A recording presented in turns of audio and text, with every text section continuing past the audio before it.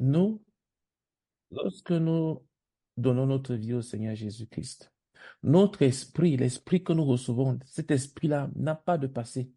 C'est cet esprit-là que nous sommes. En fait, l'homme est un esprit. L'homme n'a pas un esprit. L'homme est un esprit. L'homme est un esprit qui possède une âme qui vit dans un corps, qui habite un corps. Donc l'homme est un esprit et avant de rencontrer le Seigneur, cet esprit-là est séparé de Dieu. C'est ce qu'on dit que cet esprit-là, il est mort. C'est ce que ça signifie. Un esprit mort, c'est un esprit qui est séparé de Dieu parce que Dieu est un esprit. Dieu est esprit et Dieu est vie. Et un esprit qui n'est pas connecté à Dieu, un esprit qui n'est pas uni à Dieu, n'a pas la vie. Il est mort. C'est un peu comme si tu partais à la morgue, tu voyais un cadavre. Un cadavre qui n'est pas uni au monde des vivants. Est un cadavre, est un corps physique mort. Le corps physique peut être là. Mais comme ce corps physique n'est pas uni au monde des vivants, c'est-à-dire qu'il ne fait plus partie des mondes des vivants, alors on dit que ce cadavre-là, on dit que ce corps-là est mort, c'est un cadavre. Pareillement, l'esprit qui n'est pas uni à Dieu, qui n'est pas connecté à Dieu, est un esprit mort. Et c'est l'héritage que nous recevons de Adam. Tout être humain qui naît, il vient dans le monde avec un esprit mort. C'est comme si tu naissais avec un cadavre. Sauf que ce cadavre-là est un esprit. Donc, tout homme naît étant mort, c'est-à-dire séparé de Dieu. Là, on l'a déjà vu de loin dans ce livre. Mais l'âme de l'homme, l'âme de l'homme, lui, il est vivant et il a un passé. Il a quelque chose du passé. Il a euh, euh, une vie avant de rencontrer le Seigneur. Il faut donc en finir avec. C'est-à-dire, il faut traiter la vie avant la rencontre avec le Seigneur Jésus-Christ. C'est ce que nous allons donc lire dans c'est ce que nous allons étudier dans ce chapitre-ci là. Comment traiter avec le passé, avec son passé. Si quelqu'un est en Christ, il est une nouvelle créature. Les choses anciennes sont passées. Voici, toutes choses sont devenues nouvelles. 2 Corinthiens 5, verset 17. Ça, c'est ce que nous avons lu dans le premier chapitre, si vous vous souvenez. C'est là que nous sommes partis pour l'étude de l'ancienne création. Je continue la lecture. Quand quelqu'un reçoit le Seigneur Jésus comme son Seigneur et Sauveur, le Seigneur lui pardonne tous ses péchés et efface tout ce qu'il accusait dans le registre céleste. Cependant, pour qu'il grandisse normalement dans la nouvelle vie, il lui faut délibérément coopérer avec Dieu en mettant fin à sa vie passée. Pour que tu puisses te développer dans ta nouvelle vie, il faut que tu traites ton passé. Il y a beaucoup de problèmes que les enfants de Dieu rencontrent dans leur vie en d'enfants de Dieu, qui est le résultat des problèmes de leur passé qu'ils n'ont pas traités. Par exemple, comme on va le lire tout à l'heure, tout de suite là, quelqu'un qui a touché au surnaturel, qui a touché au marabout, qui a fait des trucs de blindage, qui a touché au surnaturel, au truc des voyants, tout ce genre de choses-là. Tu peux pas juste te dire que, ok, tu es devenu un enfant de Dieu. Il y a des choses qui vont te suivre, qui vont continuer à venir. Quelqu'un qui avait une vie sexuelle par le passé et qui décide de devenir un enfant de Dieu. La Bible dit que les deux deviendront une seule chair. Ça veut dire que lorsque tu as couché avec quelqu'un, vous êtes devenus un seul. Tu ne peux pas juste te dire que, ok, aujourd'hui c'est fini, je commence ma nouvelle vie avec le Seigneur Jésus-Christ.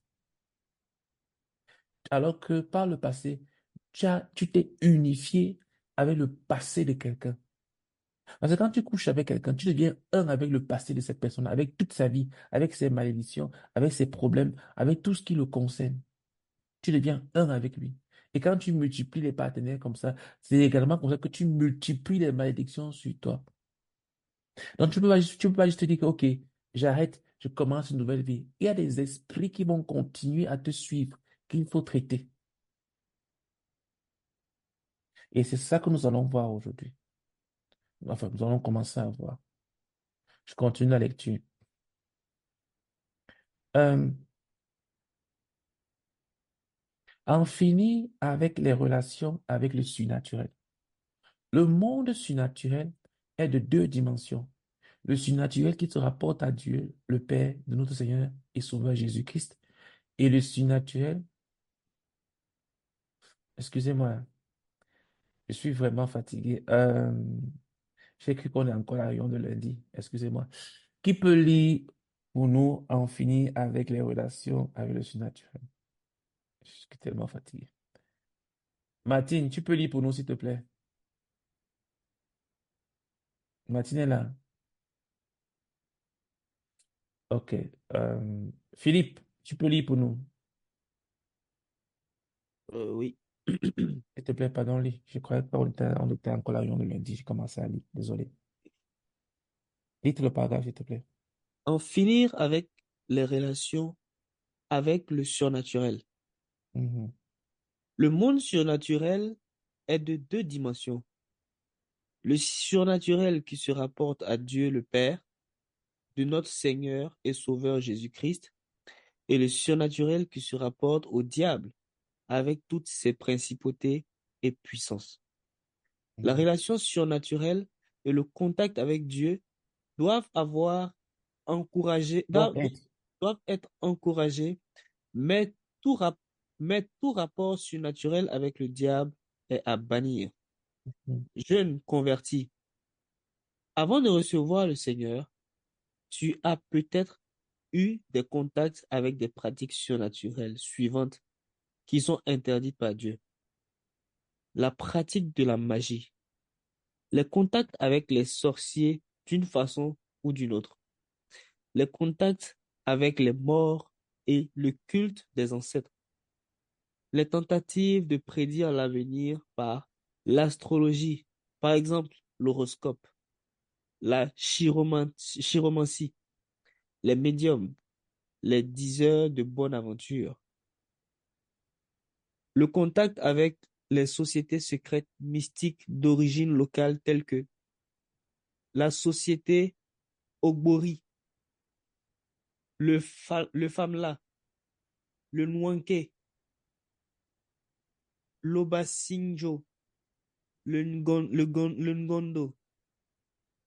Les contacts avec les sociétés secrètes mystiques d'origine étrangère, comme l'ordre rosicrucien, Amorque, les francs-maçons, le yoga, la malédiction transcendantale, la méditation. la méditation transcendantale, les loges, etc. Les talismans et tout ce qui est utilisé pour la protection personnelle. Les charmes et tout ce qui est utilisé pour influencer les autres. Des remèdes charmes qui sont utilisés pour séduire les autres et conserver leur amour. Les comprimés et tout ce qui est utilisé pour avoir l'intelligence et passer les examens. L'utilisation des puissances magiques pour gagner des matchs de football et d'autres compétitions. Tu dois rompre immédiatement avec toutes ces choses. La vie de Dieu en toi à travers le Seigneur Jésus-Christ s'oppose entièrement à ces activités surnaturelles du diable. À présent, à présent que tu es un enfant de Dieu, tu ne peux plus continuer dans ces choses. Auparavant, tu étais encore un enfant du diable. Tu pouvais continuer dans ces pratiques provenant du diable qui était alors ton père. Maintenant, tu as changé de parenté et de royaume. Tu dois laisser tout ce qui appartient au royaume que tu viens d'abandonner. Dieu est contre ces pratiques. Il dit, vous n'observerez ni les serpents, ni les nuages, ou en tirer des pronostics. Vous ne ferez point d'incision dans votre chair pour un mort, et vous n'imprimerez point de figure sur vous. Je suis l'Éternel. Lévitique 19, versets 26 à 28. Qu'on ne trouve chez toi personne qui fasse passer son fils ou sa fille par le feu. Personnes qui exercent le métier de devin, d'astrologue, d'augure, de magicien, d'enchanteur. Personnes qui consultent ceux qui évoquent les esprits ou disent la bonne aventure. Personne qui interroge les morts, car quiconque fait ces choses est une abomination devant l'Éternel. Deutéronome 18, versets 10 à 12. Vous Mhm. ne, vous ne tournez point les yeux, Ne vous ne vous, tournez point vers ceux qui évoquent les esprits, ni vers les devins. Ne les cherchez point de peur que vous souillez avec eux. Je suis l'Éternel, votre Dieu. Lévitique 19, verset 34. Dieu punit tous ceux qui traitent avec de telles choses. Sa parole dit, tu ne laisseras point vivre la magicienne. Exode 22, verset 18. Si quelqu'un s'adresse aux morts et aux esprits pour se prostituer après eux, je tournerai ma face contre cet homme. Je le retrancherai du milieu de son peuple. Lévitique 20, verset 60. Si un homme ou une femme ont en eux l'esprit d'un mort ou d'un esprit de divination, ils seront punis de mort. Lévitique 20, verset 27. Mais les enchanteurs, leur part sera dans l'étang ardent de feu et de soufre, ce qui est la seconde mort. Apocalypse 21, verset 8. Ce n'est pas parce que ces choses manquent de puissance que tu dois rompre avec elles. Non, elles ont parfois une grande puissance. Quelquefois, leurs révélations sont vraies et elles prédisent des choses correctes. Leur connaissance est souvent vraie.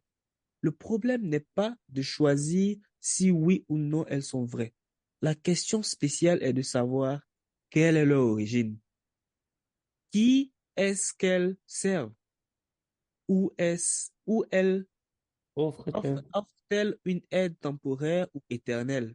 Mhm. Toutes ces pratiques utilisent la puissance du diable. Le diable en est l'initiateur. Il leur donne un commencement et les soutient. Pour cette raison, tout ce qui vient d'elle est à rejeter, même si cela semble aider. À Philippe, il y avait une fille esclave ayant un esprit de divination qui approchait à ses maîtres, qui apportait à ses maîtres Mhm. beaucoup de profit par la bonne aventure. Cet esprit avait même reconnu Paul et Silas et avait dit quelque chose de vrai sur eux. Ces hommes sont des serviteurs de Dieu très haut et ils vous annoncent la voie du salut. Acte 16, verset 17. Ce qu'elle disait était vrai, mais la source de cette vérité était du diable. Paul aurait pu admettre cela dans l'espoir que ses paroles adhéraient, aideraient les gens à le croire et à croire à son message.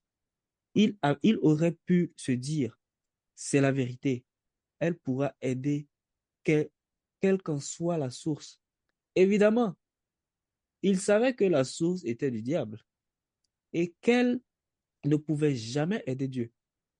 Rien de ce qui vient du diable ne peut aider Dieu. Toutes les guérisons opérées par les sorciers, les guérisseurs, etc., viennent du royaume du diable. Elles ne peuvent jamais aider le royaume de Dieu.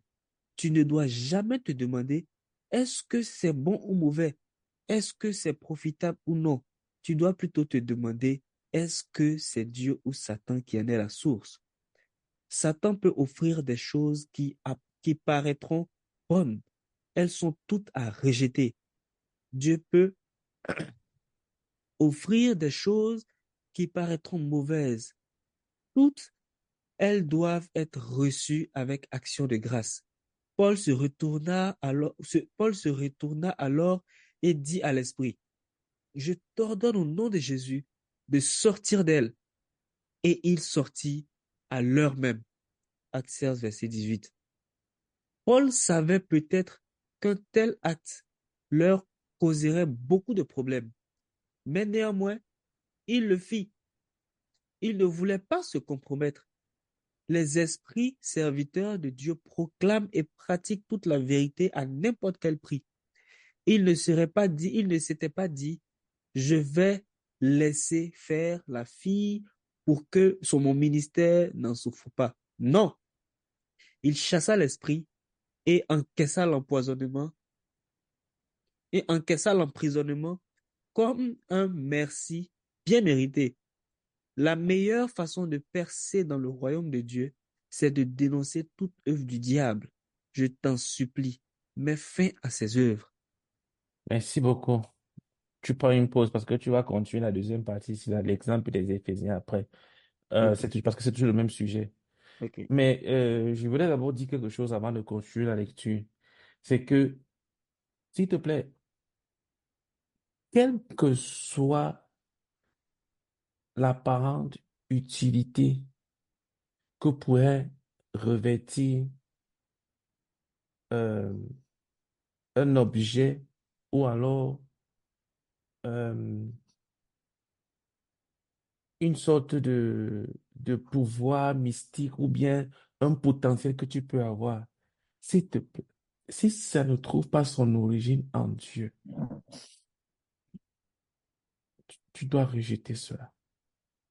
Si tu es venu au Seigneur Jésus-Christ et que tu as été initié dans le monde des ténèbres, dans le passé, que ce soit volontairement, tu l'as fait volontairement, ou bien tu l'as fait involontairement, on l'a fait sans te demander, on t'a confié des choses et que ça continue à avoir de l'impact sur toi, tu dois t'en séparer. Tu pourrais dire que, OK, on m'a donné ça pour que je sois protégé parce que dans notre famille, il y a trop de, il y a trop de choses mystiques. Et donc, du coup, euh, c'est un héritage familial pour nous protéger. S'il te plaît, s'il y a un truc dans ta vie qui est mystique, d'ordre surnaturel, ça ne vient pas de Dieu. Tu dois t'en séparer. Euh, Ici, là, on a l'exemple de Paul et de cette dame qui criait tous les jours que ces hommes sont des hommes de Dieu. Et vous annoncez la vérité. Mais Paul savait qu'elle le disait avec un esprit de python derrière, avec un esprit, avec un démon. Vous allez remarquer que quand le Seigneur Jésus-Christ a commencé son ministère, la Bible dit que les esprits le connaissaient et que chaque fois qu'il entrait en présence d'un démoniaque, que les démons commençaient seulement à dire, euh, euh, euh, tu es Jésus-Christ de Nazareth, tu viens nous persécuter avant le temps. Mais qu'est-ce que la Bible dit que Jésus-Christ les empêchait de parler parce qu'il le connaissait. Jésus ne voulait pas que les gens croient en lui sur le témoignage des démons. Jésus empêchait aux démons de parler. Il leur disait, tais-toi et sors. Il ne voulait pas que les gens entendent un démoniaque dire que celui-ci est le Fils de Dieu. Et les gens vont commencer à dire, ah, donc même les démons reconnaissent qu'il est vraiment le Fils de Dieu. Ça veut dire que c'est vraiment un homme puissant. Jésus ne voulait pas que son témoignage vienne de Satan. Mais tu vas voir des gens, certains vont se disent des grands hommes de Dieu. Ils se disent des grands pasteurs. Ils se disent des hommes spirituels. Mais ils se servent de Satan pour crédibiliser leur ministère. Ils vont faire parler des démoniaques, des démons qui vont parler, qui vont dire beaucoup de choses, afin que les gens entendent et que les gens voient comment est-ce qu'il est un grand homme de Dieu. Il faut fuir une telle personne. Quelqu'un qui trouve sa crédibilité, c'est-à-dire avec l'aide de Satan. Il faut s'en éloigner. C'est un ouvrier de Lucifer. S'il te plaît, si tu as un talisman, un fétiche, quoi que ce soit, une bague, un objet, ou même si tu as un truc que tu fais, il y a des trucs qu'on dit, OK, si tu as tel problème, prononce seulement telle parole, ou bien touche seulement de telle manière, je ne sais pas moi, ta tête, ta main, tes pieds, et ainsi de suite. Si tu as encore ce genre de choses, tu dois t'en séparer. C'est Satan en toi. Il y a des femmes, tu vas voir un couple qui a tellement cherché à avoir un enfant, ils n'ont pas pu avoir. Ils ont tout fait avec la médecine, ça n'a pas marché. Finalement, ils se sont tournés vers des marabouts. Ou même quelqu'un qui est malade. À l'hôpital, on a dit qu'il n'y a plus rien à faire pour lui. On est que dans vraiment à l'hôpital, on ne peut plus rien faire pour toi. Peut-être même que à l'église, bon, où il est même parti, les frères ont dû peut-être prier pour lui, mais ça ne marche toujours pas. Qu'est-ce qu'il fait?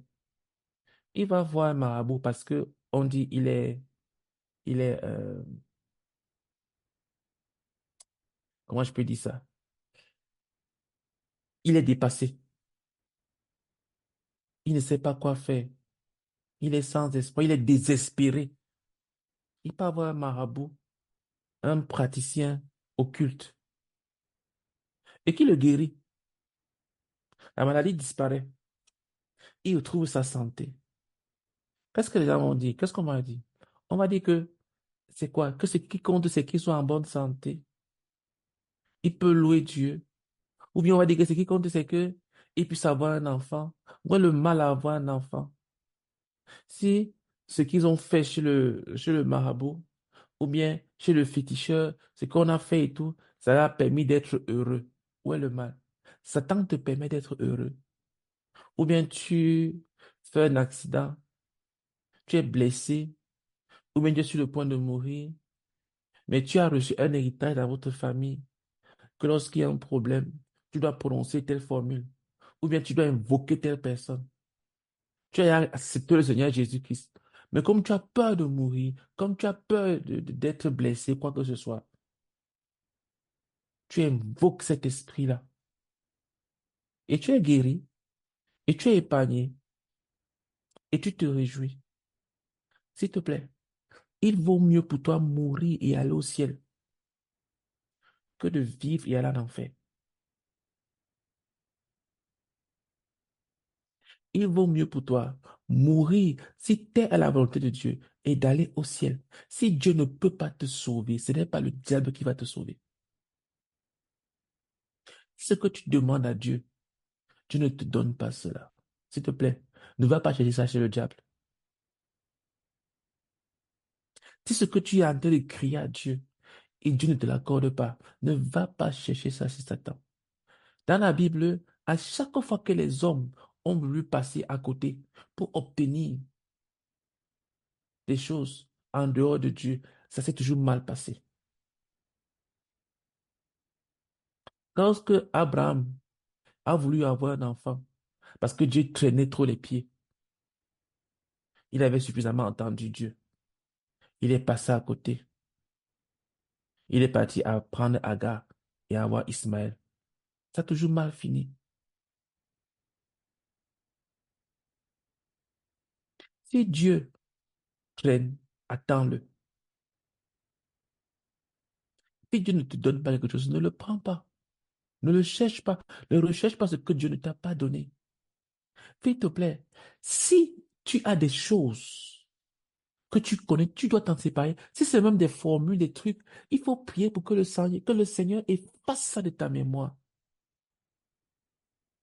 Si on t'a appris à faire certaines choses, s'il te plaît, prie que, prie que le Saint-Esprit efface ça de ta mémoire, que tu ne te souviens plus. Satan ne va jamais t'aider à quoi que ce soit. Hmm.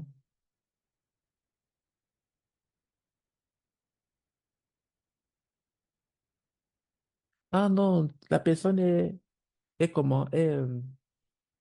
La personne est déséquilibrée.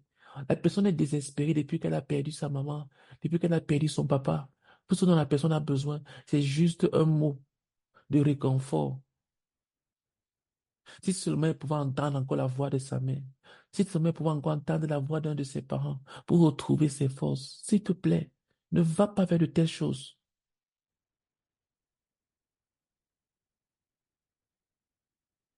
Ah, si tu vas sur sa tombe, tu fais comme ça, tu fais comme ça, tu vas entendre sa voix. Ne le fais pas. N'y va même pas du tout. Tu risques d'entrer en relation avec des esprits de mort et ils vont te suivre. Et la Bible dit que si quelqu'un a en lui l'esprit de mort, il doit mourir. Il doit te tuer.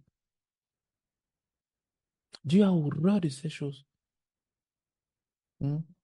Et ici, là, si un homme ou une femme ont en eux l'esprit d'un mort ou un esprit de divination, ils seront punis de mort. Ah, moi, j'ai la capacité de voir l'avenir. Je ne sais pas. C'est un truc que j'ai depuis que je suis tout petit. Non. Et ça marche, hein. Je ne fais rien. Mais en fait, c'est comme si je vois juste les choses avant que ça n'arrive. La question, c'est de savoir, ça vient de qui? Qui t'a donné ça? Qui te l'a donné? Ça vient de qui?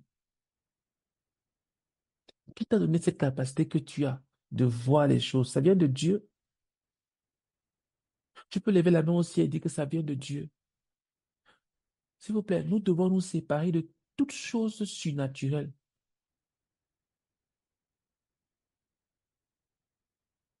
Tout contact, si tu as eu des contacts avec des sociétés secrètes mystiques, tu dois les briser. Tu ne dois même pas garder les... Si tu as des numéros de téléphone, tu dois les supprimer. Si tu as des livres de franc-maçonnerie, de yoga, des méditations où on pose les mains, les pieds en lotus, des loges, des choses de sectes, tu dois les brûler et t'en séparer. Hmm. Si tu as des remèdes de charme, je me souviens, il y a un journaliste gabonais dont j'avais l'habitude d'écouter très beaucoup, d'écouter normalement quand j'étais jeune. On l'appelait Patrick Nguemandong. Il faisait une émission dans une radio africaine qui s'appelait Africa numéro un.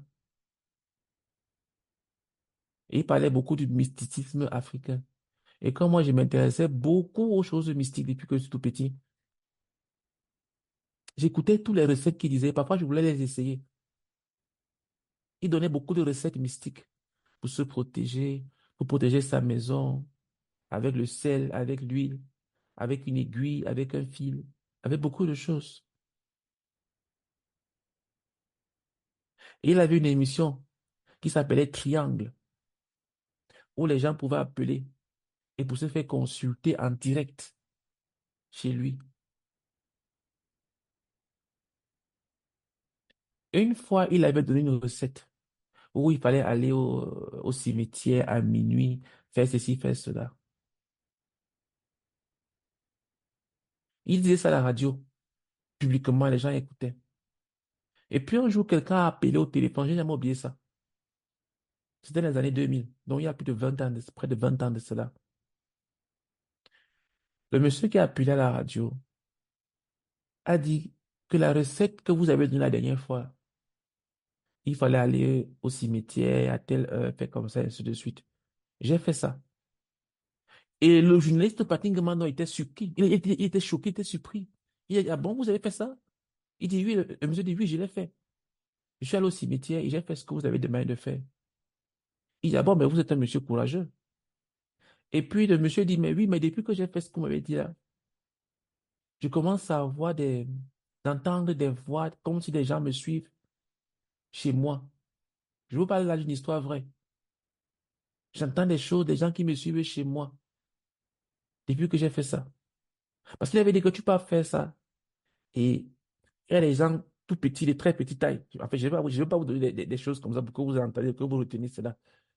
Mais il avait expliqué que, ayant fait ça, quand il a commencé à entendre les bruits, comme il était au cimetière et qu'il avait fait ce qu'on avait dit, la recette qu'il avait dit là, il a fait ça. Il a entendu des bruits au cimetière, il a eu peur, il a fui. Mais depuis ce jour-là, il expliquait aux journalistes là que depuis ce jour-là, il entend toujours des voix chez lui, toujours des bruits bizarres. Et qu'est-ce que ce journaliste lui dit? Il lui dit, OK, allez voir un bon marabout qui va vous aider. Voilà ce qu'il lui dit à la fin de compte. Allez voir un bon marabout pour qu'il s'enfonce davantage. S'il te plaît, c'est pas toi de toute forme de spiritisme. Ça va te détruire. C'est en train de te détruire. Si on t'a donné des formules magiques, des choses pour te protéger, et tu les gardes parce que tu vois que ça marche, je t'assure, c'est en train de t'envoyer en enfer. Tu vas aller en enfer si tu gardes ces choses. tu iras en enfer. Tu iras certainement en enfer si tu gardes de telles choses avec toi. Voyons l'exemple des Éphésiens, qui étaient des magiciens. Voyons comment est-ce qu'ils ont traité. Philippe, s'il te plaît, est-ce que tu peux continuer la lecture comme tu as commencé, qu'on finisse la partie surnaturelle? L'exemple des Éphésiens. Mhm. La Bible dit des croyants Éphèse. Plusieurs de ceux qui avaient cru venaient confesser et déclarer ce qu'ils avaient fait. Et un certain nombre de ceux qui avaient exercé les arts magiques ayant apporté leurs livres, les brûlèrent devant tout le monde. On en estima la valeur de 50 000 pièces d'argent. C'est ainsi que la parole du Seigneur croisait la puissance et Croissait. croissait en puissance et en force. Acte 19, versets 18 à 20. Nous pouvons apprendre de ces croyants les choses suivantes. Mhm. Ils ne cachaient pas les œuvres des ténèbres dans lesquelles ils étaient avant leur conversion à Christ. Ils les exposaient et les confessaient. Ils détruisaient tout ce qui avait rapport avec leur vie passée de péché, sans tenir compte du prix que cela coûtait. Ces choses étaient détruites, brûlées publiquement et non jetées en privé. Cette pratique eut pour résultat la croissance spirituelle de l'œuvre du Seigneur. Mhm. Toi aussi, tu ne dois cacher aucune des actions magiques dans lesquelles tu fus une fois engagé. Expose-les et confesse-les. Apporte toutes choses devant l'assemblée. Apporte toutes ces choses, Apporte toutes ces choses devant l'assemblée des enfants de Dieu pour qu'elles soient détruites, qu'elles soient ce qu'elles quel que t'ont soit. coûté, quel que soit ce qu'elles t'ont coûté. Mhm. De cette façon, tu contribueras à l'avancement de l'évangile. Tu n'as aucun choix là-dessus. Ok, amen. Donc, merci Philippe. Donc, s'il te plaît, si tu as un objet, des fétiches, des amulettes, des livres, des choses, des bagues, des trucs bizarres, s'il te plaît, apporte-les et détruisons-les. Ne les garde pas. Si ton parent, ton père, ta mère, tes grands-parents ou qui que ce soit t'a donné quelque chose en héritage, comme on se transmet les choses de parent en parent, il t'a dit que prends ça, ça va veiller sur toi. S'il te plaît, détruis cela au nom de Jésus-Christ. Détruis cela au nom de Jésus-Christ. Surtout les gens qui viennent parfois d'un milieu catholique approfondi.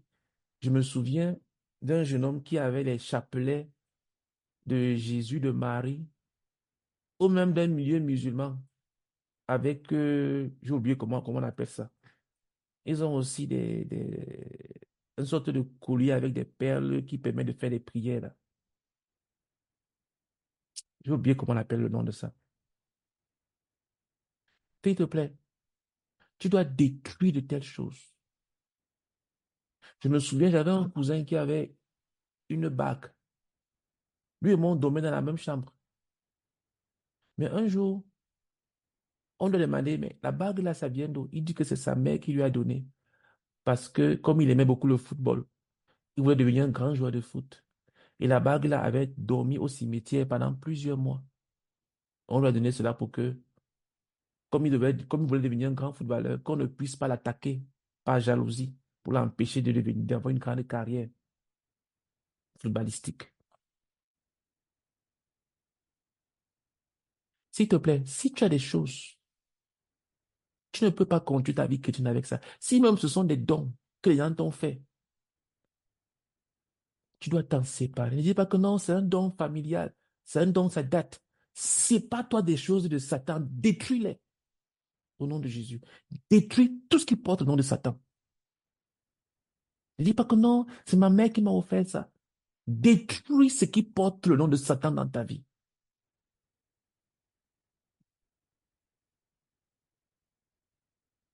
Il y a des choses que parfois j'entends des histoires que tu essaies de t'en séparer, mais euh, mhm. Mais si j'ai soif. Des choses que tu essaies de t'en séparer, mais ça revient. Tu jettes à l'extérieur. Quand tu rentres chez toi, à la maison, tu retrouves ça. S'il te plaît, amène-nous ça à l'église ou en assemblée. On va détruire ça au nom de Jésus. Il y avait des frères qui amenaient souvent leurs choses à l'église. On mettait ça au milieu, on mettait le feu dessus au nom de Jésus. Et ça brûlait là devant nous. Sépare-toi de toutes ces choses. Confesse-les. Ne fais pas les choses en secret. Si tu as un truc que tu as touché, ne fais pas en secret. Expose Satan. Écoutez, écoutez-moi bien. La Bible appelle Satan le prince des ténèbres. Et le Seigneur Jésus-Christ, lui, il est appelé le prince de lumière. Ça veut dire quoi? Ça veut dire que lorsque les choses sont dans le noir, sont cachées, tu es dans le royaume de Satan où il a l'autorité, il est prince, il gouverne. Quand tu as un péché caché, quand tu as des choses cachées, tu ne dis à personne, tu ne traites avec personne. C'est entre toi et Satan seulement. Écoute, tu ne vas pas t'en sortir. Satan va te mater. Pourquoi? Parce que tu es dans son royaume. Comme tu es dans son royaume, comme c'est dans les ténèbres, il a l'autorité dessus. C'est pour ça là qu'il est fort. C'est pour ça que quelqu'un peut traîner avec un péché, traîner avec un péché, traîner avec un péché. Parce qu'il cache, parce qu'il a honte, parce qu'il ne parle en personne. Satan dit merci de cacher. Parce que tant que tu caches, c'est dans mon territoire. Et comme c'est dans mon territoire, je suis prince. Dieu lui-même sait que je suis prince dans ce qui est ténébreux, que personne ne connaît. C'est mon territoire. Mais lorsque tu exposes cela, lorsque tu amènes cela à la lumière, lorsque tu exposes la chose, lorsque tu présentes cela à ton autorité, à ton frère d'ici, à ton dirigeant ou à ton pasteur, je vais dire, lorsque tu sors cela, tu es protégé. Tu amènes cela à la lumière. Et là-bas, Satan n'a aucun pouvoir. Tu peux maintenant être protégé, tu peux être préservé, tu peux être délivré. Mais ce que tu caches, ça va te détruire. Donc, si tu as des choses que tu caches, tu as une vie cachée, tu as une double vie, ça va te détruire. Ça va te détruire. Ça va te détruire. Tu es dans le royaume de Satan, ça va te détruire. Si tu as des choses mystiques chez toi, tu dois t'en séparer. Ça va te détruire. Si tu as des choses mystiques chez toi, ça va te détruire. Est-ce que tu as encore un pouvoir qui te vient du monde surnaturel, mystique, ténébreux? Que quand tu fais cette formule-là, ça marche. Si tu fais encore ça, je t'assure, tu vas aller en enfer. Tu vas aller en enfer, je te dis la vérité.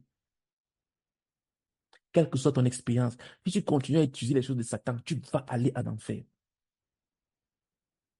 Tu dois t'en séparer.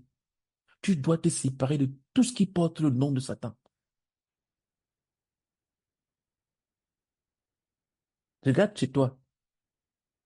Est-ce qu'il y a un objet, un truc? S'il te plaît, ne garde pas cela, ne dors pas avec. Si on te disait qu'il y a un serpent dans ta chambre, est-ce que tu vas dire que je vais m'en occuper le matin? Je suis trop fatigué ce soir. Je dors d'abord avec le serpent dans ma chambre. Et puis demain matin, je vais le chercher pour le chasser, pour le tuer. Qui peut dire ce genre de choses? Sauf si ce serpent-là, c'est son serpent à lui. Si on te dit qu'il y a un serpent dans ta chambre, même si tu es la personne la plus fatiguée, épuisée qui soit, tu ne vas pas dormir jusqu'à ce que ce serpent-là soit trouvé. S'il te plaît, ne dors pas avec quelque chose qui appartient à Satan dans ta vie. Sépare-toi de ça.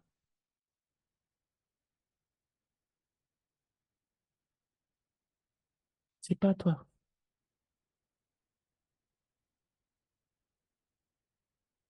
Expose. Ne dis pas que non, ça m'a coûté beaucoup. Expose cela. Expose cela. Expose. Et sépare-toi de cela. Ne garde rien qui appartient à Satan. N'écoute plus les émissions. Moi, je n'écoute plus les émissions. Déjà, même que ce monsieur-là, ce journaliste-là, il est déjà décédé, il est mort. Et même avant de mourir, j'ai même l'impression que son discours avait changé parce qu'il avait été gravement malade. Comme je n'écoutais plus, je ne connaissais plus ce qui s'est passé dans sa vie.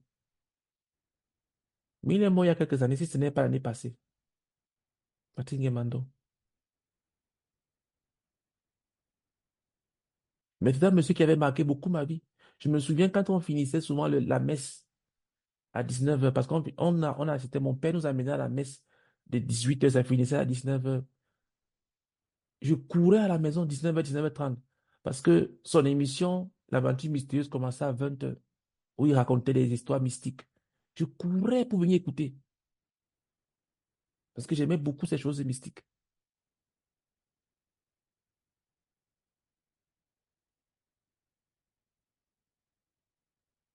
Si tu écoutes des émissions comme ça, n'écoute plus. N'écoute pas des choses qui parlent de sorcellerie.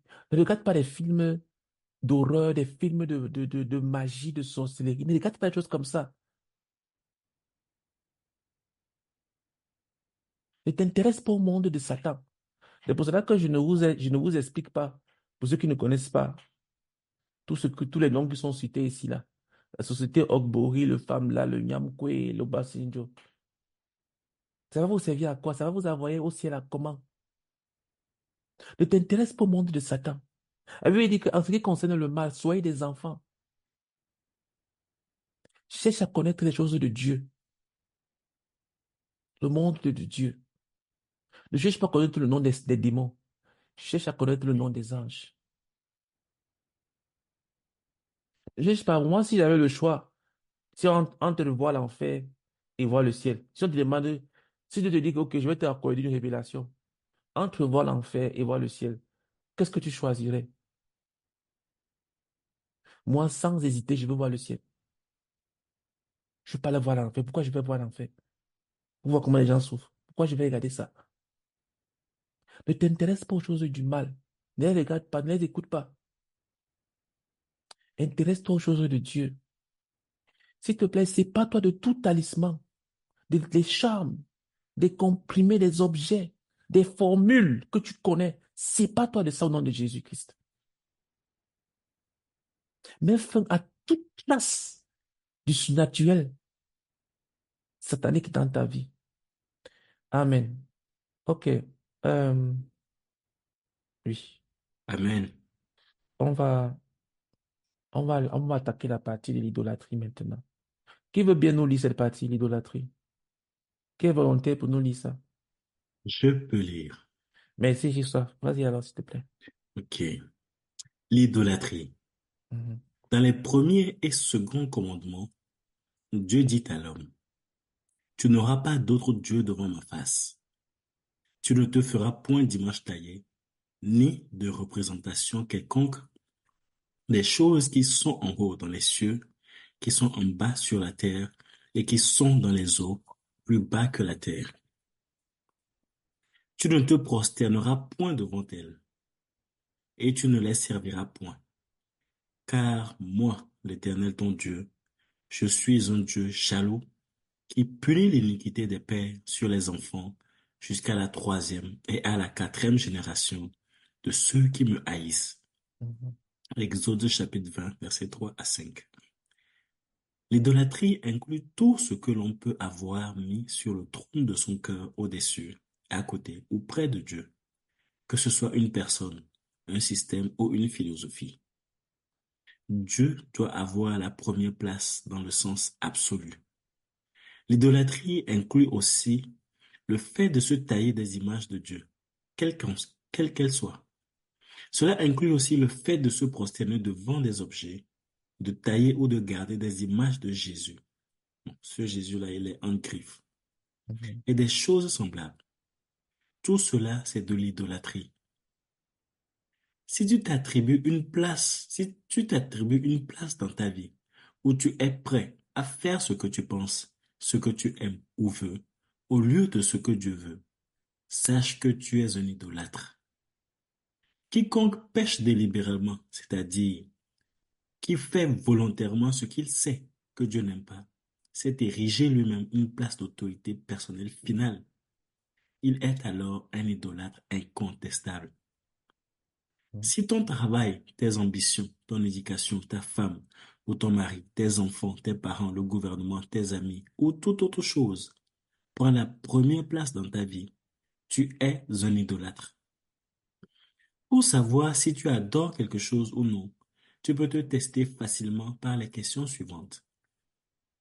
Question 1. Dieu ne m'a-t-il pas demandé de ne pas avoir cette chose? Si tu gardes encore cette chose alors que le Seigneur t'a demandé de t'en débarrasser, alors tu adores cette chose. Mhm. Question 2. Bon, point 2. Cette chose est-elle un obstacle à ma marche avec le Seigneur d'une façon ou d'une autre? Si elle bloque ta marche avec Dieu et que tu la conserves, alors tu l'adores. 3. Suis-je prêt à laisser tomber cette chose dès que le Seigneur me le demande? Si tu hésites ou bien ne veux pas l'abandonner, alors tu es en train d'adorer cette chose. Mhm. Toutes ces choses que tu adores sont des idoles.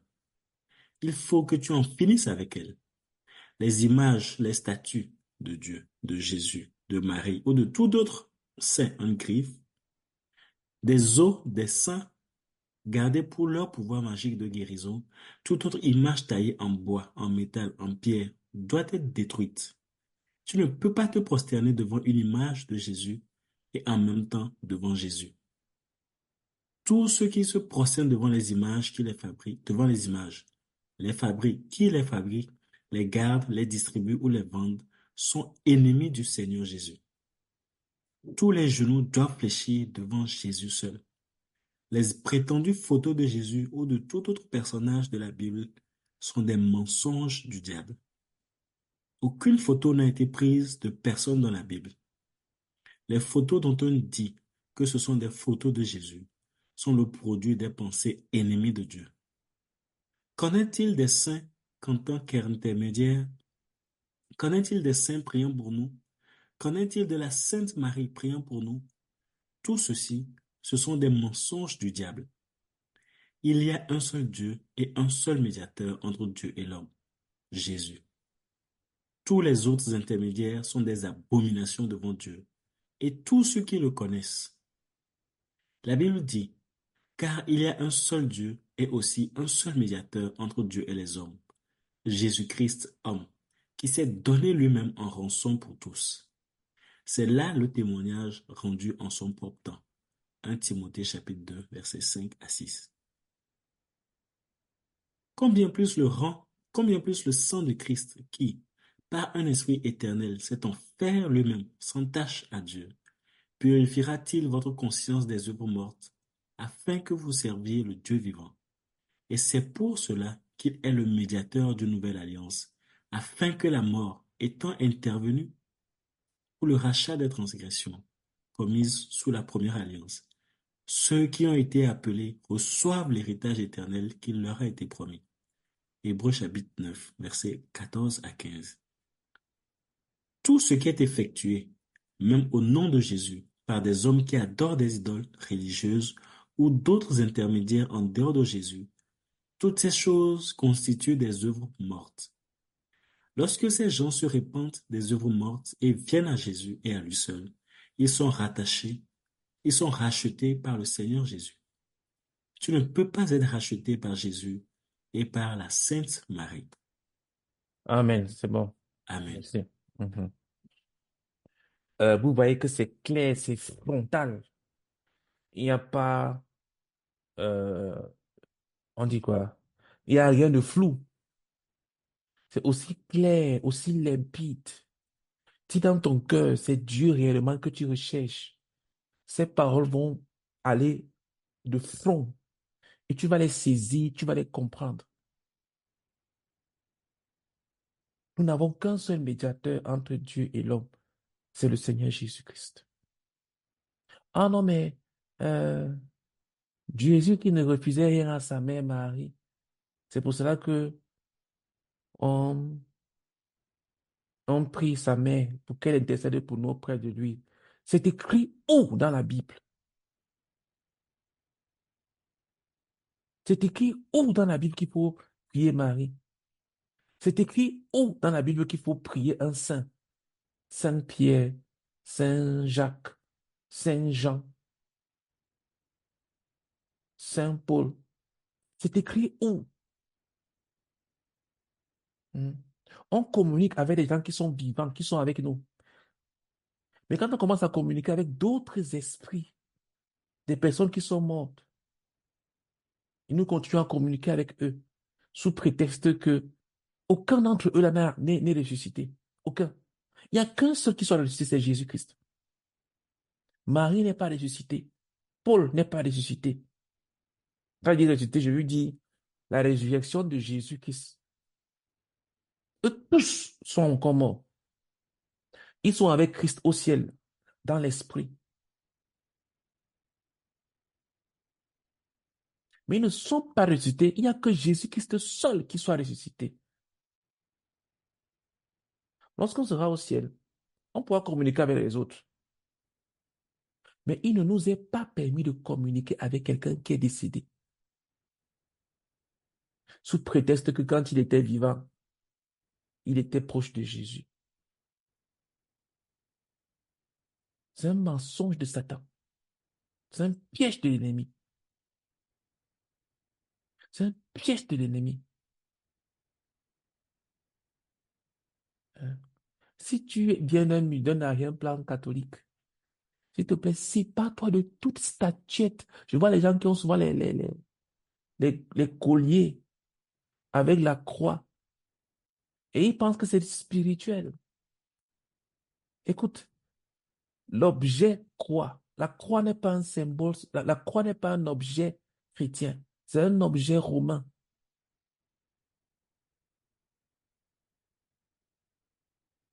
C'est la signification symbolique de la croix. Ce n'est pas l'objet croix. Dans les films, souvent, quand on voit les films des vampires, des Dracula, des vampires, tu voyais souvent comment, quand le vampire s'approchait, tu présentais la croix comme ça, tu montes la croix devant lui comme ça, et puis il commence à fuir, il commence à avoir peur.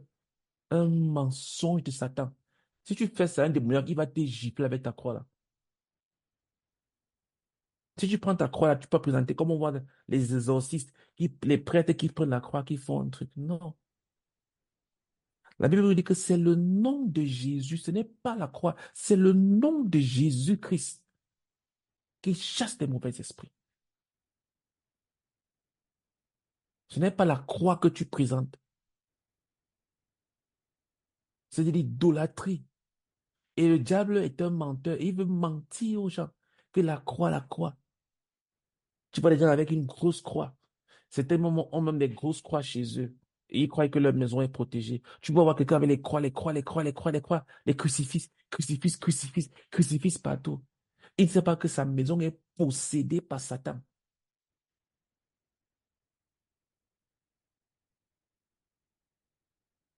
Même la Bible même peut devenir une idole. Certaines personnes qui dorment avec la Bible sous leur oreiller. Ils croient que la Bible, le livre Bible, a un pouvoir. Ils dorment avec la Bible. J'avais même entendu que certaines personnes coupaient certains psaumes et ils mettaient ça dans un seau d'eau pour se laver avec, parce que ça apparemment ça avait des puissances. L'idolâtrie. Nous ne devons adorer que Jésus-Christ seul et rien et personne d'autre. Personne d'autre. On ne doit le mélanger avec personne d'autre. Donc, quand tu es tellement attaché à quelque chose, Hein? Si Dieu t'a demandé de quitter, tu dis non, c'est la religion de mon père, ou bien non, c'est un truc que j'y tiens beaucoup. Un truc que Dieu t'a demandé de te séparer. Tu dis non, tu es idolâtre. Tu vas aller en enfer. Parce qu'il n'y a pas d'idolâtre au ciel. Garde ces choses-là, ça va t'amener en enfer. Une chose qui est un obstacle dans ta marche avec Dieu, mais tu continues à garder cela, alors que tu sais qu'elle bloque ta marche avec Dieu. Elle va t'envoyer en enfer.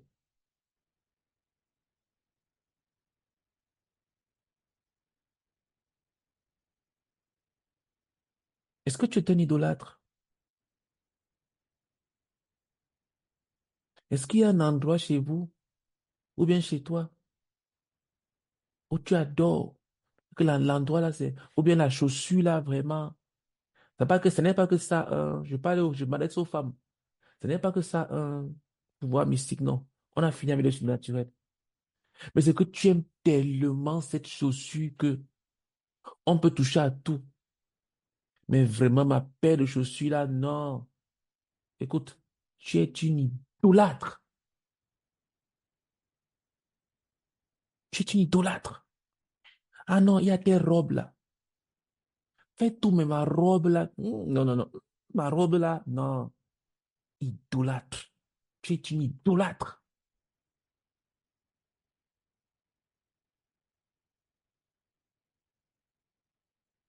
Et on ne peut pas te dire de t'en séparer parce que ton cœur y est attaché. Tu es une idolâtre.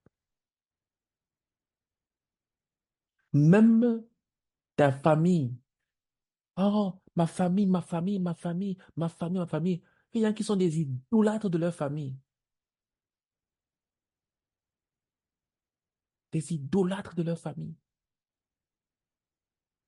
Leur famille passe avant le Seigneur Jésus-Christ. Leur famille passe avant les frères en Christ. Écoute, si ta famille biologique passe avant les frères en Christ, tu es un idolâtre, tu es un enfant de Satan, tu n'es même pas un enfant de Dieu.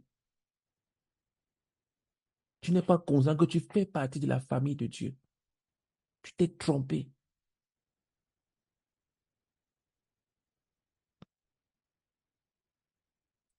Si tu es à l'église, mais que ton cœur est plus attaché à ta famille biologique, tu es dans l'église, mais tu n'es pas de l'église.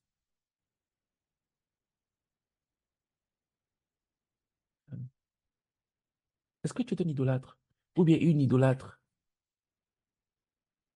Hmm.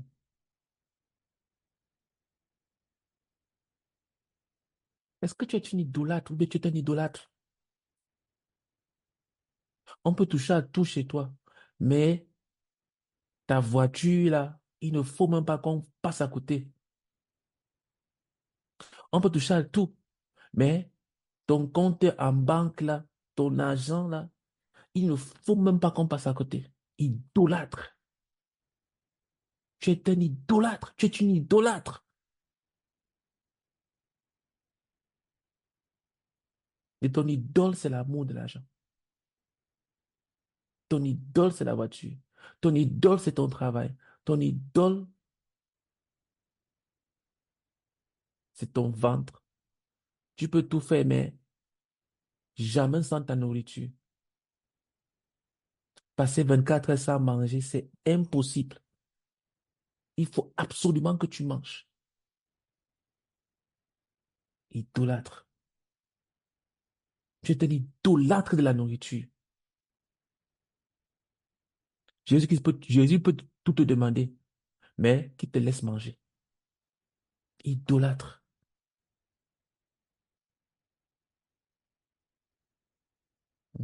Donc, si tu as des photos, des images de Jésus, je vois les gens qui mettent les images de Jésus comme ça, hein, ou bien de Jésus qui fait comme ça. Et ça a une quelconque importance pour eux, à tel point qu'ils ne peuvent pas s'en séparer. Idolâtre. Tu es un idolâtre, tu es une idolâtre. Certains même mettent une image de Jésus, entre guillemets, en statue. Tu l'as vu pour savoir que c'est lui, il était comme ça. On t'a montré une photo de lui, qu'il a filmé, qu'il a sculpté. Idolâtre. Idolâtre. Ce que Dieu veut, Dieu est esprit. Il faut que ceux qui l'adorent en esprit et en vérité. Les gens veulent trop les photos. Ils veulent voir. Heureux ceux qui croient sans avoir vu. Mais toi, il faut que tu voies. Qui t'a dit que Jésus était comme ça? Hmm. Si tu veux montrer que tu aimes trop le Seigneur Jésus-Christ, s'il te plaît, va prêcher l'évangile, gagne les âmes. Ce n'est pas en écrivant des statuts où tu mets des photos de Jésus, ou bien ce n'est pas en ayant des colliers, ou bien des bagues, ou bien je ne sais pas quoi, avec la croix dessus, ou bien ce n'est pas en ayant des gros t-shirts avec Jésus, je t'aime dessus. Non. Si tu veux montrer ton amour pour le Seigneur Jésus-Christ, va sauver les âmes pour lesquelles il a donné sa vie. Gagne-les.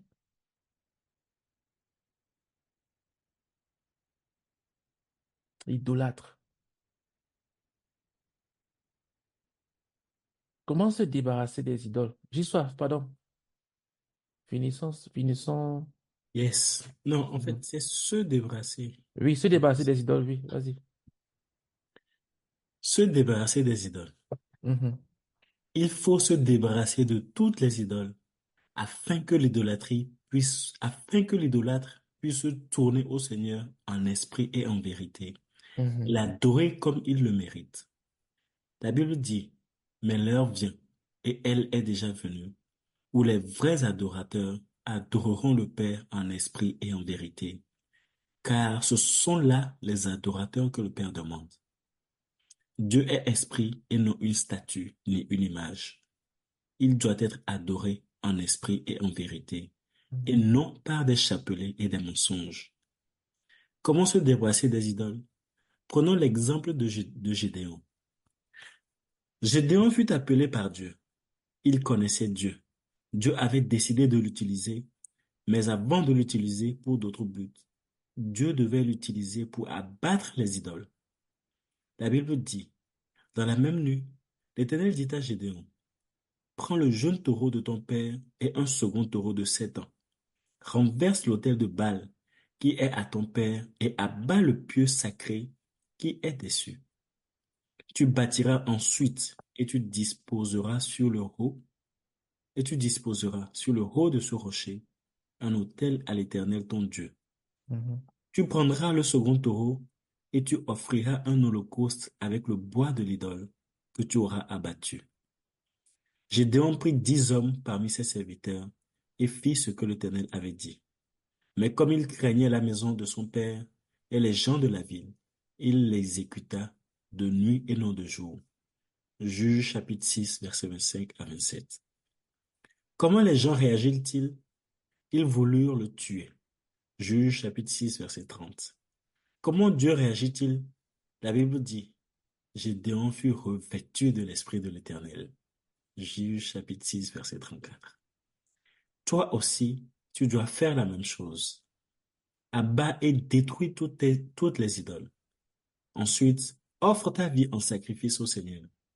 Il va la recevoir et en retour, il te laissera posséder son esprit. Seras-tu un Gédéon moderne? Qu'est-ce que Dieu te demande de délaisser? Qu'est-ce que Dieu te demande d'abattre? Veux-tu obéir? Amen. Ok, Amen. on va d'abord s'arrêter là, puis on va continuer après sur l'influence des puissances de Satan. Donc, s'il te plaît, on ne se débarrasse pas des idoles avec douceur, tendresse. On les abat, on les déchire, on les casse, on les met en miettes. La première fois que j'avais lu un livre qui m'avait touché, un livre chrétien d'un témoignage. Dans ce livre-là, le pasteur là disait que il était un ex-sorcier, un ex-membre le bras droit de Satan. Je ne sais pas si c'est vrai ou c'était faux ce qu'il racontait. Mais ce que je sais, c'est que son témoignage m'avait touché. Et la partie qui m'avait touché, c'était qu'il disait que le diable utilise beaucoup les musiques mondaines. Or, moi, à l'époque, c'était ce qui me tourmentait. Je commençais à terminer. Ça devait être en 2001, soit au mois de septembre, octobre, je sais pas, entre les deux. Quand j'avais lu ça, il disait que le diable utilise beaucoup la musique, le monde de la musique pour détruire les gens. Oh, moi, j'aimais tellement la musique. Et quand j'ai entendu cela, j'avais des cassettes. Ce n'était pas des... À l'époque, ce n'était pas les CD qu'on utilisait. C'était des cassettes à bande. C'était vers 21h, 22h. En tout cas, c'était un peu tard dans la nuit. J'étais seul au salon, j'étais en atelier. Les gens dormaient déjà chez moi. Mais moi, j'aimais beaucoup la lecture. Je lisais. Et quand j'ai lu ça, je suis parti chercher mes cassettes tout de suite. J'ai pris la bande, j'ai tiré comme ça, j'ai coupé la bande, j'ai cassé la cassette, j'ai jeté.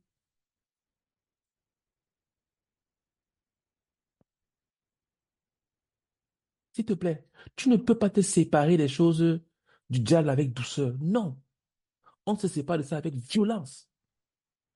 Écoute, Satan ne comprend que le langage de la violence. Il y a des gens, même quand ils chassent les démons, c'est comme s'ils s'excusaient. Sors au nom de Jésus, sors au nom de Jésus. Les démons le regardent comme ça. Il dit, sors au nom de Jésus. Écoute, Satan ne comprend que le langage de la violence. La Bible dit que Jésus-Christ menaçait les esprits méchants. Il les menaçait. Il les terrorisait. Quand il le voyait approcher, il courait de loin pour venir se poster, pour supplier que pardon. Parce qu'il les parlait durement. Mais toi, quand tu fais les choses, tu sais qu'un truc est de Satan. Et tu fais ça avec... tu sais que ça, c'est un truc satanique. Ah, vraiment, je n'arrive pas à me débarrasser de telles choses. Vraiment, je ne sais pas comment faire. Il demandait, si un serpent tombe sur ton épaule, tu vas enlever ça progressivement comme ça. Si un serpent tombe sur ton épaule comme ça, boum, un serpent, tu vas dire, oh, le serpent est tombé sur mon épaule. Ou bien tu vas soulever ça comme ça, sauf si tu es un sorcier aussi. Est-ce que tu ne vas pas secouer ça? Est-ce que tu ne vas pas bouger de toutes tes forces? Le monde des ténèbres, le monde de Satan ne comprend que le langage de la violence. Si tu n'es pas violent, tu te trompes. On ne se sépare pas des idoles. Ah, vraiment, je déracine l'idole de mon cœur. Je te jette au loin. Je déracine. Non, c'est la violence. Même quand tu pries pour être guéri d'une maladie. La Bible dit que la belle-mère de Pierre était malade. Elle avait la fièvre. On en informa Jésus. Qu'est-ce que Jésus Christ a fait? Qu'est-ce qu'on dit? On dit qu'il menaça la fièvre. Va lire. Le Seigneur menaça la... Comment est-ce qu'on menace une maladie? Tu as pensé à ça? Il menaça la fièvre. Regardez comment est-ce que lorsqu'il y avait le vent, la tempête dans la barque, lorsqu'on l'a réveillé, qu'est-ce qu'il a dit? Tais-toi, silence. Il parle avec autorité à la mer et elle s'est tue. Mais toi, quand tu pries, supposons qu'il est en train de pleuvoir, oh Seigneur, que la pluie s'arrête. Tu fais tes souhaits et puis tu es surpris que ta prière n'est pas exaucée. Il n'y a aucune violence à l'intérieur. Quand tu pries pour un malade, il n'y a aucune violence à l'intérieur. Le diable ne comprend que le langage de la violence. Les gens qui prient comme si c'était des mourants, là, ils n'iront nulle part avec Dieu. Ils sont vides. Ils ne le connaissent même pas. Jésus ne priait pas comme ça. On dit que il a présenté avec des douleurs, des cris, des larmes. Vous pensez que quand on dit que sa sueur devenait comme des grumeaux de sang, c'est en priant doucement qu'il pouvait transpirer. C'est parce qu'il priait de toutes ses forces. Si bien qu'il commençait à suer, à transpirer. Si bien que ses veines ont éclaté jusqu'à ce que le sang commençait à sortir sur la sueur. On n'abat pas les idoles. On ne se sépare pas des idoles. On ne se débarrasse pas des idoles. On ne se débarrasse pas des péchés dans sa vie avec, avec douceur. S'il y a un péché quelconque dans ta vie, tu dois t'en séparer avec violence. Tu dois réprimander cela. S'il y a une mauvaise tendance dans ta vie et que tu veux t'en débarrasser, c'est avec violence que tu dois t'en débarrasser. Nous tous ici, on sait ce que c'est qu'être en colère. Il n'y a pas une personne connectée ici qui ne sait pas ce que c'est qu'être en colère. Tu as déjà été en colère au moins une fois. Je parle véritablement en colère. Tu sais ce que c'est qu'être en colère. Si Satan ne te met pas en colère, je ne sais pas ce que tu crois que tu peux faire devant lui. Non, non, non, non, non, non. C'est la guerre totale. Tu dois te séparer de toutes tes forces et avec une violence des œuvres de Satan dans ta vie.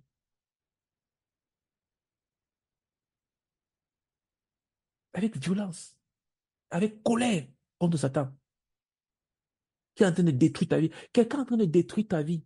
Et toi, tu lui parles avec douceur. Un péché est en train de détruire ta vie. Et toi, tu traites ce péché-là avec douceur.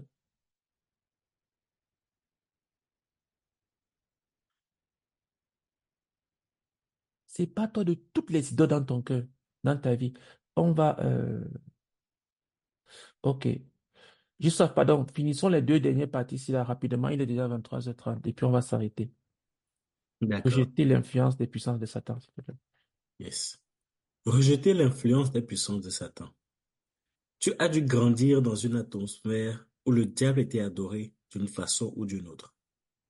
Un membre de ta, un membre ou un autre de ta famille, surtout tes parents, ont peut-être été ou sont engagés dans la sorcellerie ou avec des puissances sataniques.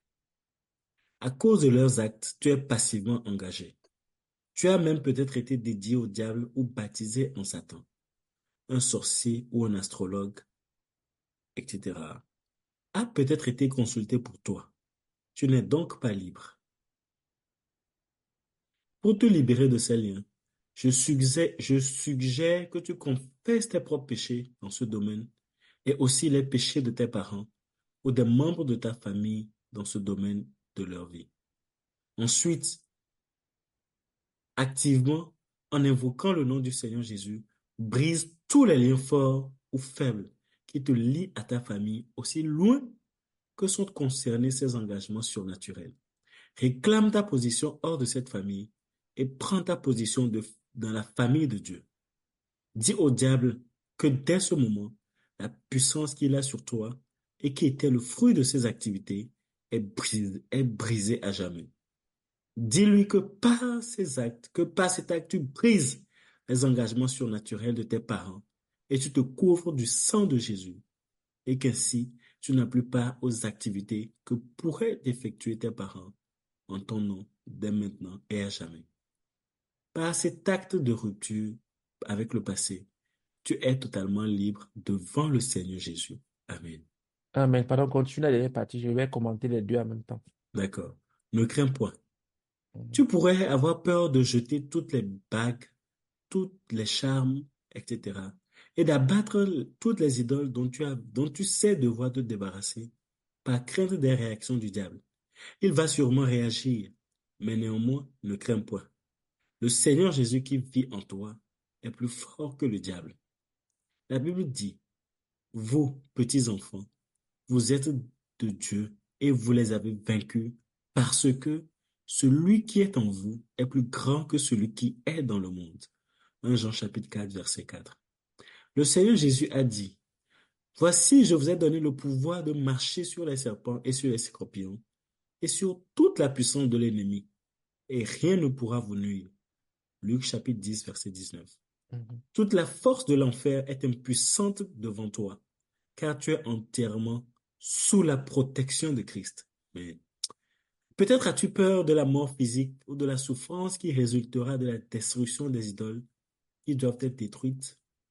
Ne crains point. Le Seigneur Jésus a dit, ne craignez pas ceux qui tuent le corps et qui ne peuvent tuer l'âme.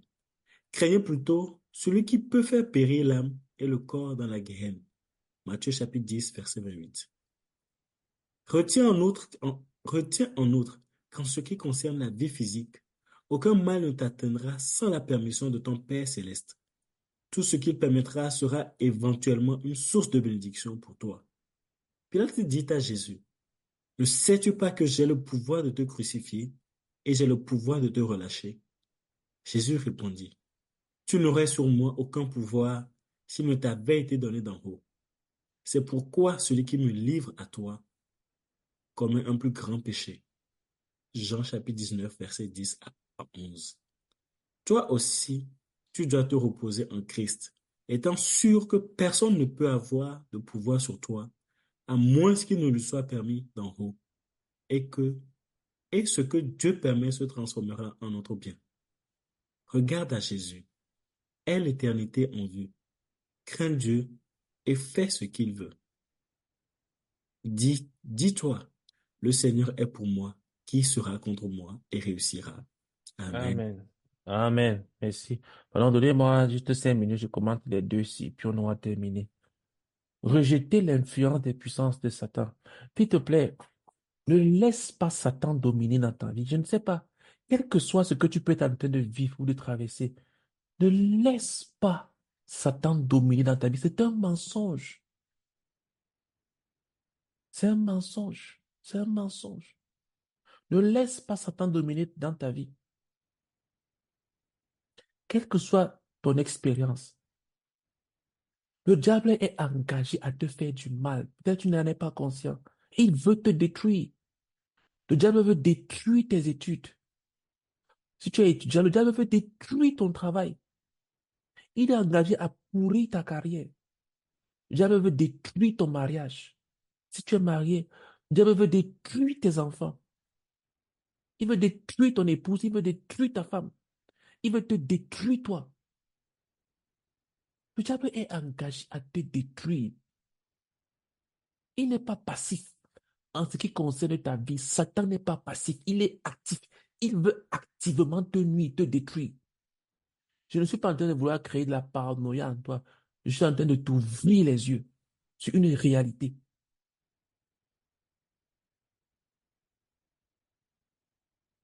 Si Satan ne s'intéresse pas à toi, si tu ne reçois pas des flèches de Satan, c'est parce qu'il sait que tu n'es pas son ennemi.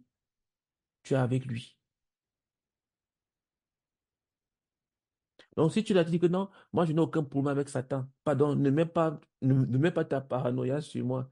Lui et moi, on n'a aucun problème. Peut-être que tu as dit vrai, parce que vous êtes ensemble, vous êtes de la même famille. Donc, dans ce cas, je ne m'adresse pas à toi. Tout ce que je peux te dire, c'est vraiment, repens-toi de tes péchés, donne ta vie à Jésus, parce que tu es un fils de Satan, tu vas en enfer. Mais si tu es un enfant de Dieu, sache que le diable veut te détruire. Tout ce que tu touches, il veut détruire ça.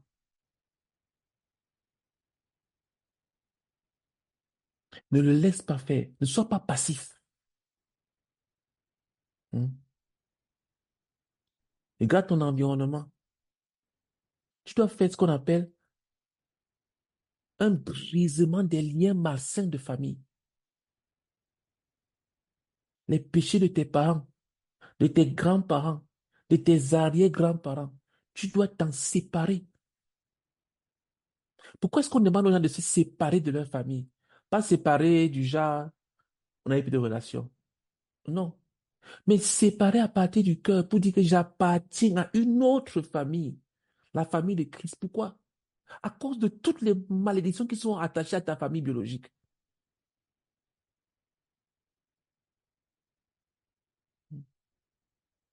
Il y a beaucoup de problèmes que tu connais dans ta vie parce que tu es encore lié à partir du cœur à ta famille biologique. Tu te considères encore comme étant un membre de cette famille. C'est pour cela que tu as encore tant de difficultés dans ta vie. Tu ne t'en rends même pas compte. Je parle de ta vie spirituelle. Mais le jour où tu vas te séparer totalement et te livrer totalement à Dieu pour faire partie pleinement de sa famille en Christ, tu vas pouvoir jouir de la vie. C'est le temps qui nous manque. Sinon, je vous aurais parlé des versets où le Seigneur dit que il n'y a personne qui, ayant quitté père, mère, frère et sœur, terrain, toutes choses, maison, tout ne reçoit dans ce siècle présent et au centuple, et des mères, et des frères, et des sœurs, et des terrains, et des maisons. Il n'y a rien que tu vas laisser dans ce monde-ci là à cause de Dieu et tu vas perdre. C'est un mensonge. Si tu te sépares réellement de ta famille, tu vas pouvoir jouir de la famille en Christ. Si tu te sépares de tes possessions pour les donner à Dieu, de sorte que Dieu ait l'autorité dessus,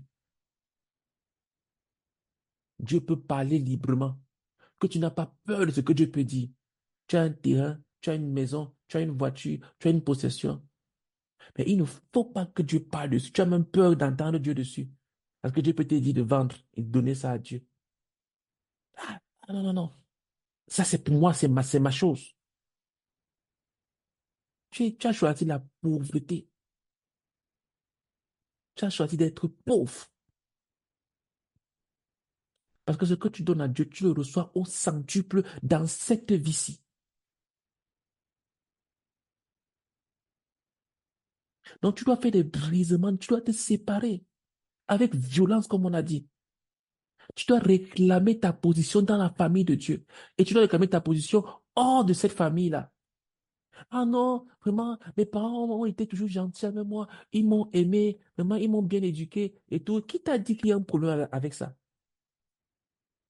Est-ce que tu sais quel est le sang qui coule? D'où ça vient? Ce que tu connais tes grands-parents, tu connais tes arrière-grands-parents.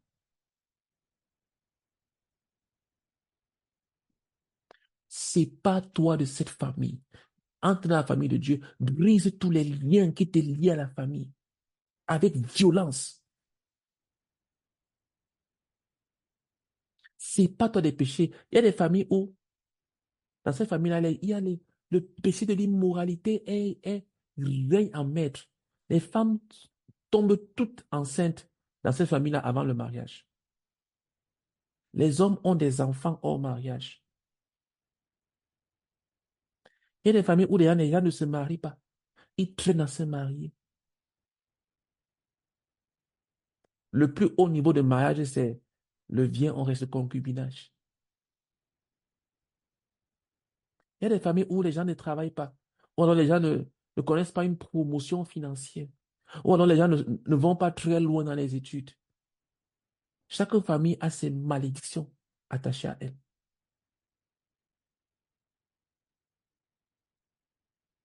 Et tu veux rester là, être attaché à ces malédictions-là. Tu dois t'en séparer et les briser sur ta tête et réclamer ta position en Jésus-Christ. Et n'aie pas peur. N'aie pas peur de la réaction de Satan. Il va réagir. Écoute, si Satan ne réagit pas dans ta vie, c'est parce que tu n'es pas une menace pour lui.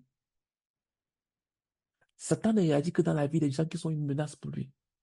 Tu n'es pas une menace pour lui. Tu n'es pas une menace. Mais s'il réagit, c'est que tu es une menace. Donc n'aie pas peur. Hmm. N'aie pas peur. Il n'y a rien qui puisse arriver dans ta vie que le Seigneur ne l'ait permis. Je dis bien rien. Rien du tout. Donc n'aie pas peur. Ne dis pas que non, il y a telle chose. Non. Tu as juste besoin d'une seule chose. C'est de te dire, est-ce que je suis dans la volonté parfaite de Dieu? C'est tout. Est-ce que la décision que j'ai prise, c'est la volonté de Dieu pour moi? C'est tout. Si tu te trouves sur le chemin de la volonté de Dieu, Dieu est avec toi. N'aie pas peur. C'est pas toi. C'est pas toi des influences négatives, du spiritisme, de toutes ces choses, de tous ces liens malsains. C'est pas toi. C'est pas toi. C'est pas toi. C'est pas toi avec violence.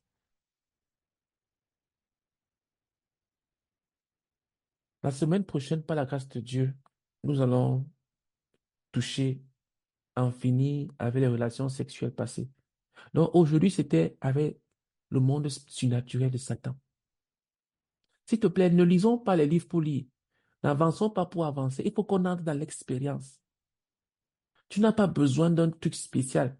Tu as cette copie. Chacun de vous doit avoir une copie de ce livre en PDF. Donc, tu peux retrouver cette page. Et tu peux relire et appliquer cela dans ta vie. Tu peux le faire toi-même dans ta chambre. N'aie pas peur.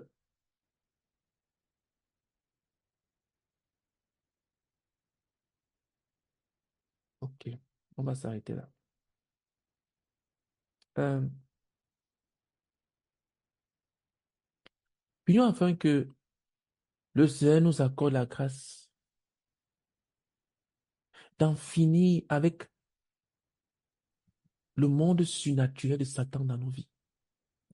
Prie et dis à Dieu, Seigneur, accorde-moi la grâce d'en finir radicalement avec le monde surnaturel de Satan dans ma vie. Prions ensemble. Seigneur, Nous je prie, Père, prions, que oh Père tu éternel, visite chacun d'entre nous, oh Père Seigneur, éternel, Père, la et grâce, accorde-nous la grâce radicalement, d'en avec finir, le d'en finir, surnaturel d'en sous toutes ses finir formes. avec le Oh monde Seigneur, surnaturel de oh, je prie Satan avec dans toi, ma vie. Seigneur, finis avec le surnaturel sous je me toutes ses sépare formes. de tout Oh cela, Seigneur, de nous toutes prions ces au choses. nom du Seigneur Au nom de Jésus-Christ. Jésus-Christ. Amen. Amen. Mhm. Euh, Puis enfin que tu te sépares, spirituellement parlant, de tous liens familiaux. Ne garde aucun lien. Parce que tu n'as plus le même être. Tu es un esprit. Tu n'es pas chair, os comme on voit là. Tout ce qu'on voit là, c'est juste une enveloppe. Ton réel toi, c'est un esprit. Et l'esprit là, il vient d'en haut, il vient du ciel. Il ne vient pas de ta famille. Tu es un esprit. Pardon, prions pour que chacun d'entre nous se sépare, brise tous les liens familiaux dans sa vie, de façon pratique, concrète. Père, nous Prions prions. ensemble. Seigneur, Oh Seigneur, je prie, visite Père, chacun d'entre nous que, pour que nous allions et que nous oh Seigneur, Père, brisions la tous les coopération, je liens prie. Oh Seigneur, familiaux de Père, notre vie. Oh Seigneur, oh Oh Seigneur, Seigneur, c'est clair. Seigneur. Seigneur, Visite-nous, Seigneur. Visite-nous, visite-nous, Seigneur, visite-nous, s'il te Père. plaît, Nous visite puissions chacun ton de Fils nous. Jésus-Christ. Amen. Seigneur Jésus-Christ. Que nous puissions nous mettre en pratique. Amen. Moi, personnellement, et un truc que je n'ai pas encore, je pense n'avoir pas radicalement traité comme liens familiaux, dont je peux partager avec vous, c'est au niveau des dettes financières, prendre des dettes. Parce que je suis né dans une famille où l'esprit, on appelle ça la tontine, l'esprit des cotisations, où des gens, ils sont dans un groupe, pour ceux qui ne connaissent pas, les gens cotisent et puis c'est une personne qui ramasse, qui gagne, et puis le mois prochain, d'autres personnes cotisent et tout. C'est un esprit profond de dette. Et je suis né dans ce genre de choses-là depuis que je suis tout petit.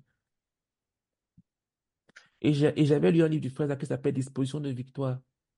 Et le frère a expliqué que son père était un homme spirituel qui aimait Dieu. Mais son père avait des problèmes avec l'argent. Il n'était pas séparé des choses, des dettes. Et le frère Zach avait pris personnellement de se séparer de ça pour traiter ça dans sa vie. Qu'il avait remarqué que c'était dans la vie de son père. Tu pourrais voir les choses dans la vie de ton père qui sont dans ta vie. S'il te plaît, sépare-toi de ces choses. Sépare-toi. Gloire à Dieu. Amen. Bénissons le Seigneur. Je suppose qu'il n'y a pas de questions. Il est 23h45. Donc, si quelqu'un pose une question maintenant, c'est il veut nous amener à dimanche. Bénissons le Seigneur ensemble pour ce moment. Je vous assure que j'étais à deux doigts d'annuler, mais je me suis dit que non, on ne sait jamais. Il faut toujours maintenir la chose. J'étais extrêmement fatigué. Bénissons le Seigneur pour ce moment de partage. Tout ce qu'il nous a enseigné, tout ce que nous avons reçu. Et pour chacun d'entre nous qui étions présents. Prions ensemble. Seigneur, nous te bénissons, nous te rendons grâce. Merci grandement, Père éternel, oh Dieu. Seigneur, pour la merci pour tout ce présence que de tu as chacun dit, Seigneur. d'entre nous, Merci Seigneur. pour tout ce Merci que tu grandement as pour fait tout que tu auprès nous de as nous, Seigneur. enseigné, Père Merci éternel. pour toutes ces Merci choses que tu grandement, peux merci parler encore. grandement, Seigneur, merci gloire et honneur. grandement, Père Seigneur, nous éternel. prions, Père, afin que tu Au nom protèges la puissant de parole de Jésus-Christ. Jésus-Christ. Seigneur, nous prions pour mettre cela en Amen. pratique, Seigneur, pour que cela devienne vie pour Chaque agir. Oh maître Seigneur, Oh par rapport à Seigneur. cela, au nom du de Seigneur cette Jésus-Christ. séance dans le nom. Amen. Amen. Ok. On a fini pour ceux qui sont avec nous à l'assemblée demain. L'assemblée, c'est en ligne. Donc, pas besoin de se déplacer physiquement. On fera l'assemblée en ligne à partir de 11h30. Pas 11h, 11h30. Je vais passer l'annonce tout à l'heure. Et sinon, on se retrouve lundi à 20h. Passez une bonne soirée.